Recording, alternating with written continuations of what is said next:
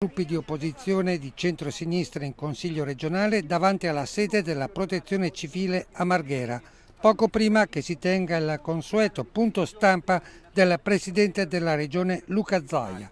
I consiglieri di PD, Veneto che Vogliamo, Europa Verde e Movimento 5 Stelle lanciano una proposta. È una richiesta di costituire una commissione d'inchiesta per indagare tecnicamente cosa è accaduto in Veneto dal settembre del 2020 fino alle chiusure del periodo natalizio. 2000 morti in più rispetto alla media nazionale non sono un dato che non si può indagare. Capire rispetto alla prima cosa non ha funzionato, se ci sono stati errori nella trasmissione dei dati, se il numero delle terapie intensive potenziali o attive ha inciso nella classificazione della regione, ragionare se l'utilizzo praticamente quasi esclusivo dei tamponi antigenici ha inciso nella diffusione del contagio. Sono temi che domani verranno affrontati in commissione regionale. Zaia lì si presenterà con i tecnici, così ha chiesto, ma l'opposizione vuole un confronto politico in Consiglio. Questa non è una protesta, questa è una legittima richiesta di un confronto franco e trasparente